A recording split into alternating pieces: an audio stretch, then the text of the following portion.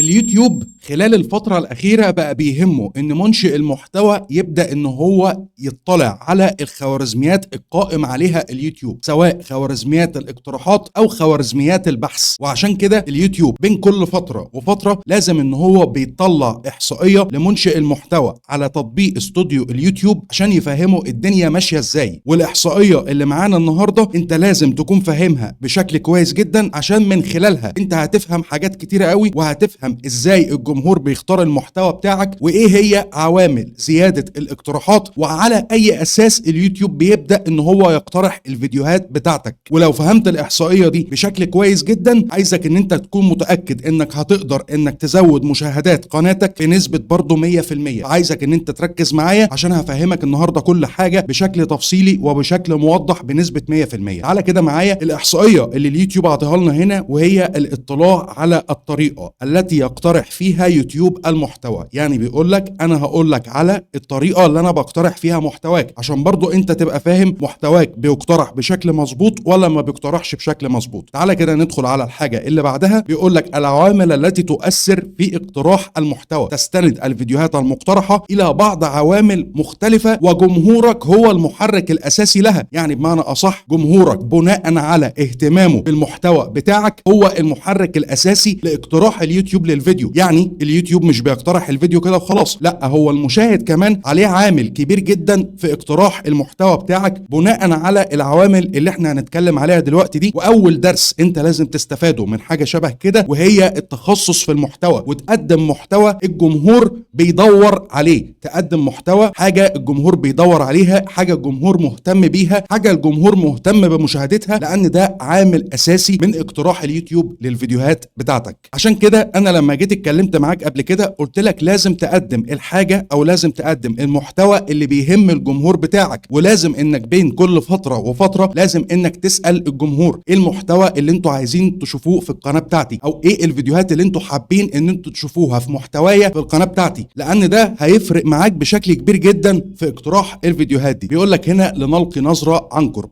تعالى كده معايا. هل تعتبر فيديوهاتك مميزة أكتر من غيرها بالنسبة للمشاهدين؟ لنفترض أنك مشاهد لا تعرف محتوى قناتك، ما الفيديو الذي ستشاهده؟ وهنا اليوتيوب بيديني إحصائية من فيديوهات المنافس، بمعنى أصح المنافس اللي في المحتوى بتاعي أو اللي بيقدم نفس المحتوى بتاعي. قناة المتوحد فكرة، قناة رؤية للمعلومات، قناة علامة استفهام، قناة العلم والتكنولوجيا، وكمان أعطيني فيديو من القناة بتاعتي. وبيقول لك هنا لو أنت مشاهد ما تعرفش أصلا القناة بتاعتك، إيه الفيديو اللي أنت هتختاره؟ هنا اليوتيوب بيستهدف ايه بقى؟ بيستهدف الصورة المصغرة، ودي عليها عامل اساسي وعامل رئيسي، لان اول حاجة عين المشاهد بتقع عليها في الصفحة الرئيسية هي الصورة المصغرة قبل عنوان الفيديو. يعني انت لما بتدخل على منصة اليوتيوب او بتدخل على ابلكيشن اليوتيوب او بتتصفح اليوتيوب من كروم حتى، اول حاجة عينك بتقع عليها هي ايه؟ هي الصورة المصغرة قبل كمان عنوان الفيديو. فلو الصورة المصغرة بدأت ان هي تخطفك او الصورة المصغرة شدتك، انت كده كده اساسي لازم هتختار الفيديو ده ان انت تتفرج عليه عشان تشوف محتوى الفيديو ده بيتكلم عن ايه. وهنا انت لازم تهتم بالصورة المصغرة بشكل كويس جدا. لازم الصورة المصغرة يكون فيها عوامل جذب. طب ايه هي عوامل الجذب؟ عوامل الجذب اللي هي الرياكشن بتاعك على الصورة المصغرة، او مثلا لو انت مش بتطلع مثلا بنفسك في الصورة المصغرة وانت مثلا بتصور حاجة معينة، لازم تكون حاطط على الصورة المصغرة كلمات مفتاحية وكلمات جذابة تخطف عين المشاهد. لان انت لو خطفت عين المشاهد بالصورة المصغرة كده انت هتزود المشاهدات على الفيديو بتاعك، هتجيب عدد كبير جدا من الجمهور هيبدأ ان هو يشوف الفيديو بتاعك. وطبعا بما ان اليوتيوب هيفهم ان في عدد كبير جدا من الناس دخلوا على الفيديو بتاعك، هيبدأ ان هو يقترح الفيديو بتاعك على شريحة اكبر من الجمهور. ده بالاضافة ان هو هيبدأ ان هو يزود نسبة النقر عندك الى مرات الظهور. وعلى فكرة لو عايز انك تعرف بشكل مفصل الصورة المصغرة، هسيب لك فيديو في شاشة النهاية انا كنت بنتكلم على عوامل الجذب في الصورة المصغرة. روح اتفرج على الفيديو ده لانه هيفرق معاك بشكل كبير جدا. والحاجة اللي انت لازم انك تستفاد منها في الجزئية دي ان انت لو حابب انك تطور من الصورة المصغرة بتاعتك، مفيش ما يمنع انك تراقب المنافس بتاعك. دي مش حاجة غلط ومش حاجة وحشة، بالعكس انت كده بتحاول انك تطور من نفسك. طالما انت بتقدم الصورة المصغرة بنفسك وبتعملها بنفسك وبتطلع فيها بنفسك وبتحط الكلام عليها بنفسك، ده مش تقليد يعتبر، لا، انت بتراقب المنافس بتشوفه بيعمل ايه في الصوره المصغره ادى الى زياده المشاهدات عنده. ممكن يكون حاطط كلمه محفزه، ممكن يكون حاطط كلمه بلون مثلا معين خطف بيه عين المشاهد، زي مثلا اللون الاصفر، اللون الاحمر، اللون الابيض، اللون الاخضر، اللون الازرق. كل الالوان دي بتخطف عين المشاهد في الصفحه الرئيسيه. ممكن يكون هو مستخدم ايكونز معينه او مستخدم بمعنى اصح علامات دلاليه معينه خطفت برضو عين المشاهد. فانت تحاول انك تشوف المنافس بتاعك ماشي ازاي، وتبدا برضو انك تطور من نفسك في الجزئية دي. خلصنا كده من الحتة دي، تعالى معايا على الحاجة اللي بعدها. هل يختار المشاهدين فيديوهاتك من بين كل 100 مرة تم فيها عرض صورك المصغرة اختارها المشاهدون 6 مرات؟ يعني اليوتيوب لما بيجي بيعمل او بيدي بمعنى اصح مرات ظهور للفيديو، بدأ المشاهدين من بين كل 100 مرة ظهور او 6 اشخاص من ال100 بدأوا ان هم يشوفوا الفيديو. ادي 1 2 3 4 5 6. طيب النسبة دي كويسة ولا مش كويسة؟ تعالى. يتم اختيار العديد من الفيديوهات الرائجة حتى 10 مرات في اليوم الأول من نشرها، ودي إحصائية كويسة جدا. يعني اليوم الأول أو أول 24 ساعة من نشر الفيديو، ما بين كل 100 مرة ظهور الناس بتبدأ إن هي تختار الفيديو 6 مرات، أو 6 مشاهدين من ال100 بدأوا إن هم يختاروا الفيديو، وده حاجة كويسة جدا. وهنا اليوتيوب هو اللي بيقول، مش أنا اللي بقول. يعني أنا لما يختاروه 6 مرات وهو الحد الأقصى 10 مرات، ولو اختاروه مرات أزيد فبرضه دي حاجة كويسة اكتر واكتر. ندخل على الحاجه اللي بعدها. الحاجه اللي بعدها بيقول لك هل تشجع فيديوهاتك المستخدمين على متابعه المشاهده؟ وهنا بيديك احصائيه عن متوسط مده المشاهده. وخلينا هنا نقف ثانيه واحده بقى، لان متوسط مده المشاهده ده عليه برضه عامل اساسي وعامل رئيسي في اقتراح الفيديو بتاعك على المنافس، ومش بس على المنافس، على شريحه اكبر كمان من الجمهور. طيب ازاي يا هشام الكلام ده؟ انا هقول لك ازاي. انت دلوقتي لازم تخطف المشاهد سواء بالصوره المصغره او بعنوان الفيديو. ومش بس كده، المشاهد بقى لما يجي يقرر اذا كان هو هيكمل الفيديو او هيقعد مده طويله في الفيديو ولا لا، دي بتبقى بناء على حاجه صغيره جدا انت لازم انك تكون عارفها، وهي اول 30 ثانيه من الفيديو بتاعك. اول 30 ثانيه من الفيديو بتاعك او المقدمه بمعنى اصح بتاعه الفيديو دي عليها عامل رئيسي من اتخاذ الاجراء من المشاهد اذا كان هو هيكمل الفيديو ولا هيخرج بره الفيديو. لو انت عرفت تشده بالمقدمه بتاعتك وعرفت انك تخطفه في المقدمه بتاعتك، اتاكد بنسبه مليون في المية ان هو هيقعد اكتر من نص الفيديو ده اذا ما كملش كمان الفيديو لغاية النهاية، وده هيعلي معاك متوسط مدة المشاهدة. ولو متوسط مدة المشاهدة عالي، اتأكد بنسبة مليون في المية ان خوارزميات اليوتيوب هتفهم ان المحتوى بتاعك محتوى مهم، محتوى رائج، محتوى بيهم الجمهور، وهيبدأ ان هو يقترحه على شريحة اكبر من الناس، وهتبدأ ان الفيديوهات بتاعتك تقترح كمان على فيديوهات المنافس في نفس المجال بتاعك، سواء انت بتقدم محتوى قصص، انت بتقدم محتوى ديني، انت بتقدم محتوى ربح من اليوتيوب، بتقدم محتوى طبخ، ايا كان ايه هو المحتوى بتاعك هيبدا ان هو يقترح على المنافس. بس اهم حاجه تهتم بالمقدمه، تحاول ان انت تجذب المشاهد في المقدمه بحيث ان انت تخليه يقعد معاك اطول فتره ممكنه في الفيديو. ما ينفعش انك تبدا بمقدمه تلقائيه، السلام عليكم ورحمه الله وبركاته، ازيكم يا جماعه، عاملين ايه، اخباركم ايه. ما تحكيش قصه حياتك في المقدمه، ادخل في موضوع الفيديو بس بطريقه جذابه وبطريقه تشد الانتباه وتشد ودن المشاهد. ساعتها كده المشاهد هيقعد معاك في الفيديو اطول فتره ممكنه. وهو هنا اليوتيوب بيقولها لي فيديوهاتك بمده 12 دقيقه، في بعض الفيديوهات قعدوا المشاهدين فيها بمتوسط مده مشاهده 3 دقائق و10 ثواني. طيب العديد من الفيديوهات الرائجه بمده 12 دقيقه، يعني الفيديوهات الرائجه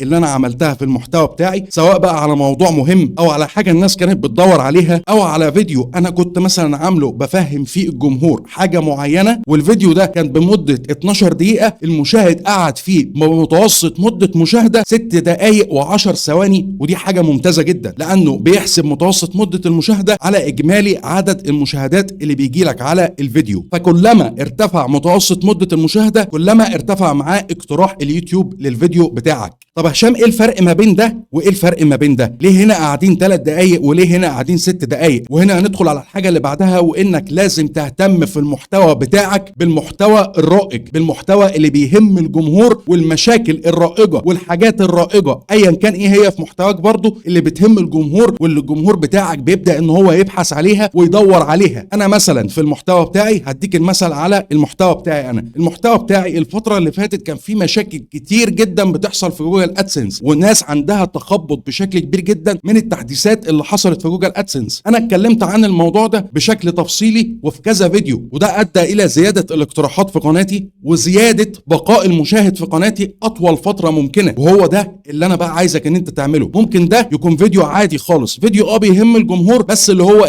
ما جذبش الجمهور بالقدر الكافي، ولكن هنا الفيديوهات الرائجه لا، الناس قعدت فيها اطول فتره ممكنه. وهو ده المطلوب، ان انت لازم تهتم بالمحتوى الرائج، ولكن في المحتوى بتاعك داخل محتواك مش خارج محتواك. ما تركبش الموجه. يعني ايه ما تركبش الموجه؟ يعني مش اي محتوى رائج تقدر ان انت ترشق فيه. الموضوع ده مش صح اطلاقا. خلي اهتمامك بالمحتوى الرائج يكون داخل المحتوى بتاعك، ساعتها انت هتقدر انك تجيب مشاهدات، ساعتها انت هتقدر تخلي الجمهور اطول فتره ممكنه، وده كمان هيزود عدد المشتركين عندك، لان ممكن من خلال محتوى رائج انت عملته في قناتك داخل المحتوى بتاعك هيبدا اليوتيوب يظهر لك لناس اكتر. ساعتها انت ممكن تظهر لناس اول اصلا مره تشوفك واول مره تتعرف عليك، فهي لو اقتنعت بيك هتقدر ان هي تشترك عندك في القناه، وده هيؤدي الى زياده المشتركين. وتاكد بنسبه 100% ان المشترك اللي بيشترك في قناتك لو اشترك بمزاجه واشترك بنفسه هيفضل متابعك الى ما لا نهايه، وهيفضل اي فيديو انت بتنزله على القناه بتاعتك هيقدر ان هو يتابعه لك، وهيقدر ان هو يتفرج لك عليه حتى ولو هو مش مهتم بيه. هو بمجرد اقتنع بالشخص ده وحب الشخص اللي بيقدم المحتوى فقرر ان هو يشترك في القناه بتاعته، فهيفضل ان هو متابعك بشكل دائم. خلصنا كده من الحاجه دي وفهمتها بشكل كويس جدا.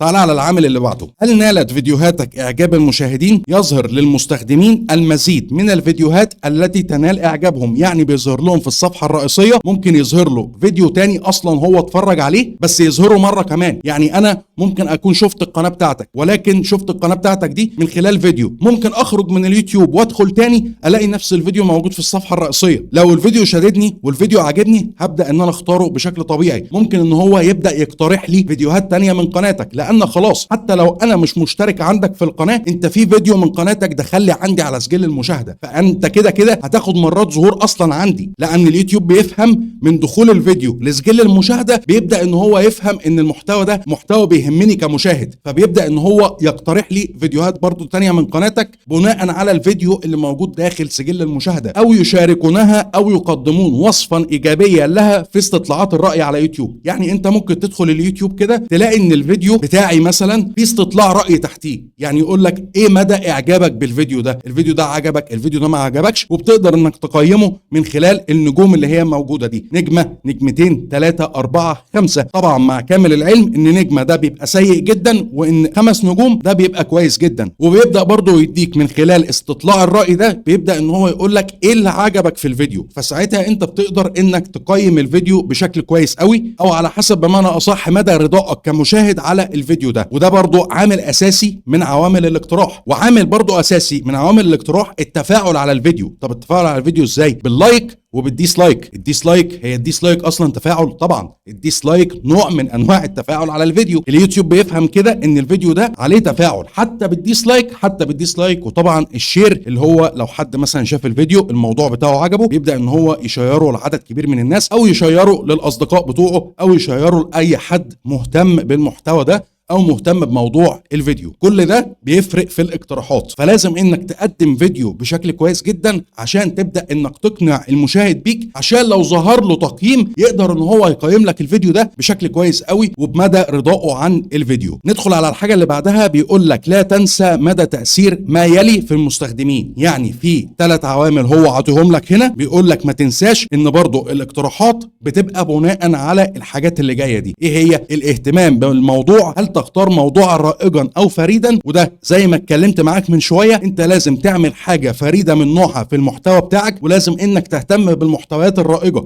لان ده هيعلي فرصه ظهور اقتراحاتك. انت لو ما عملتش فيديو بيهم المشاهد التفاعل على الفيديو هيكون قليل، التفاعل على الفيديو هيكون مش قوي، فساعتها هتحس ان انت عندك الا في الاقتراحات او الا في عدد المشاهدات. فلازم انك تهتم بموضوع الفيديو بشكل كويس جدا وتقدمه بطريقه فريده من نوعها. يعني ايه فريده من نوعها، يعني تقدمه بطريقتك وباسلوبك بعيد عن تقليد المنافس، وتحاول انك تطلع فيه كل جهدك وتحاول انك تطلع فيه كل ما انت تمتلك من معلومات في الفيديو ده عشان المشاهد يخرج من الفيديو بمعنى اصح كده بالبلد زي ما احنا بنقول متكيف من الفيديو ده. الحاجه اللي بعد كده المنافسه. يعني ايه المنافسه؟ هل تتوفر فيديوهات اخرى حول هذا الموضوع يمكنهم مشاهدتها؟ يعني اي محتوى من المحتويات بتاعتنا بيكون لينا منافسين، انت المحتوى بتاعك في منافسين في نفس مجالك، انا المحتوى بتاعي في منافسين في نفس مجالي، اي واحد غيرنا له منافسين برضه في نفس المجال بتاعه. فالمنافسه ساعات بتاثر على الاقتراحات، سواء ممكن تاثر عليها بشكل ايجابي وممكن كمان تاثر عليها بشكل سلبي، ودي بترجع عليك انت كمنشئ محتوى، انت اللي بتخليها اذا كان تاثر على قناتك بشكل ايجابي او تاثر على قناتك بشكل سلبي. يعني انا ممكن واحد من الناس في المحتوى بتاعي اكون مقدم فيديو جميع منشئين المحتوى اللي ليهم مني كل احترام وتقدير في نفس المحتوى بتاعي مقدمين نفس محتوى الفيديو، ولكن انا ببقى متميز في حاجه معينه. ممكن اكون متميز في المونتاج، ممكن اكون متميز في اسلوبي وفي طريقه شرحي، ممكن اكون متميز في طريقه تقديمي للمحتوى، ممكن اكون متميز في المعلومات اللي انا بقولها داخل الفيديو. لكن لو انا وسط المنافسه الشديده جدا انا ما عنديش اصلا الموهبه اللي انا اطلع اقدم بيها المحتوى، وما عنديش اصلا او ما ضفتش حاجه زياده في الفيديو بتاعي عن اللي قايلها المنافس، ساعتها كده انا عادي وزي اي حد. فعشان كده برضو دي مرتبطه بدي، لازم تقدم حاجه فريده ولازم تقدم بمعنى اصح حاجه تكون قويه وسط المنافسه الشديده اللي عندك في المحتوى. الحاجه اللي بعد كده التغيرات الموسميه. يعني ايه الكلام ده؟ هل يمكنك تغيير المحتوى ليتطابق مع اهتمامات مختلفه خلال العام؟ وهنا ثانيه واحده حد هيجي يقول لي هشام انت كده دلوقتي جاي بتقول لنا تغيير المحتوى مع انك قبل كده جيت قلت لنا على تغيير المحتوى ده هو حاجه اصلا مش صح على القناه. ثانيه واحده بس واهدى على حالك كده، انا مش بقول لك ان انت تغير المحتوى ان انت يكون محتواك طبخ تيجي تدخل في الربح من اليوتيوب، او يكون محتواك ربح من اليوتيوب وتروح تقدم قصص. لا، هي قصه مش كده اطلاقا. هنا هو ما بيقصدش بتغيير المحتوى ان انت تنقل من محتوى لمحتوى تاني، لا، هو هنا بيقول لك انك لازم تواكب العصر. يعني ايه تواكب العصر؟ يعني تواكب التغيرات الموسميه اللي بتحصل في نفس المحتوى بتاعك. مثالا انا المحتوى بتاعي بيجي فتره من الفترات بتبقى في مشاكل رائجه، انا بطلع بتكلم عن المشاكل دي، بحاول ان انا اشوف وبحاول ان انا ادور على اهم التحديثات اللي بتحصل في المحتوى بتاعي خلال مرور الوقت من العام. التحديثات ممكن اللي بتحصل في شهر 2، في شهر 3، في شهر 4، في شهر 5. انا ببقى كده متغير وببقى مواكب العصر، لكن مش بغير من محتوى لمحتوى. بشوف الجمهور او بسال الجمهور عندي في القناه انت عايز تشوف مني ايه خلال الفتره اللي جايه، بلاش ولا كده ولا كده. بجمع بعض الكومنتات اللي هي جات لي على نفس الاستفسار وبطلع اعمل عليها فيديو، لان كده ساعتها انا بفهم ان المحتوى ده يهم الجمهور، بفهم ان المحتوى ده او موضوع الفيديو ده اللي جالي عليه كومنتات كتيره جدا او استفسارات كتيره جدا، بفهم ان المحتوى ده كده هيهم الجمهور وهيجيب لي مشاهدات. كده انا بواكب العصر وبواكب التغيرات الموسميه. نفس الكلام برضو في المحتوى بتاعك. وخليني اقول لك على حاجه، ان التغيرات الموسميه دي ممكن برضو ان هي تؤثر على الاقتراحات بشكل سلبي. بمعنى ممكن احنا مثلا في يوتيوب يكون عندنا حدث مثلا رائج، ممكن احنا مثلا في يوتيوب يكون عندنا مثلا خبر رائج، ممكن يكون عندنا ماتش مهم، فساعتها الناس كلها بتتجه ان هي تشوف الحدث ده او تشوف الماتش ده او تشوف الحاجه الرائجه في الفتره الزمنيه دي وتبدا ان هي تتبعها. فساعتها ده ممكن هو ياثر على المشاهدات عندك بشكل كبير جدا، لان عشان كده احنا بيحصل لنا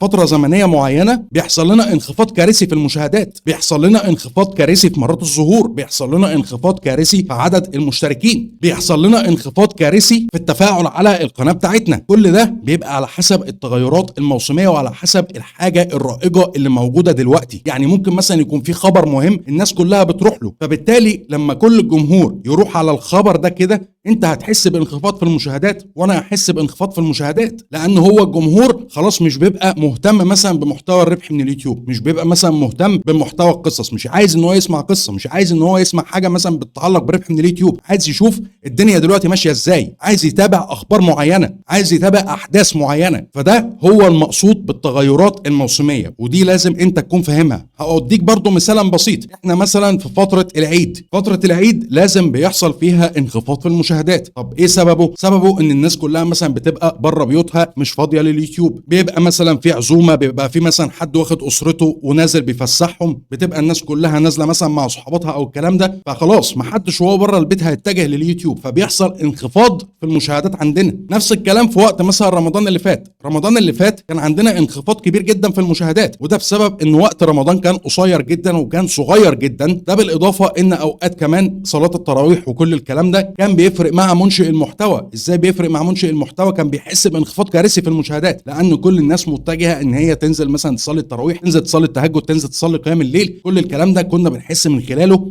بانخفاض مشاهدات. فانت لازم تبقى فاهم ان في تغيرات موسميه ممكن ان هي تؤثر على قناتك بالسلب، وممكن ان هي تؤثر على قناتك بالايجاب. كله بيرجع للمحتوى بتاعك. هو ده كان يبقى الفيديو بتاع النهارده، اللي انا حبيت ان انا اعرفك فيه كل حاجه بشكل تفصيلي، وكل حاجه اليوتيوب عاطيها لك دي انا مش جايبها من عندي اطلاقا. كل حاجه قدامك بالاحصائيات، وكل حاجه قدامك بالحاجه اللي هو مديها لنا، او بمعنى اصح ببعض الاهتمامات اللي هو قايلها لنا. لو قدرت انك تمشي على كل اللي انا قلته لك في الفيديو بشكل تفصيلي، وقدرت انك تفهمه وتقعد بس تركز فيه كده مع نفسك لمده ربع ساعه، صدقني المواضيع دي كلها هتفرق مع قناتك، وهتفرق في اقتراحاتك، وهتفرق في مدى وصولك للجمهور ومدى وصولك لقاعده جماهيريه اكبر. لو عندك دلوقتي اي استفسار او عندك اي سؤال، انزل اكتب لي تحت في الكومنتات وهتلاقيني برد عليك. لايك وشير وسبسكرايبك، واشوفك الفيديو الجاي.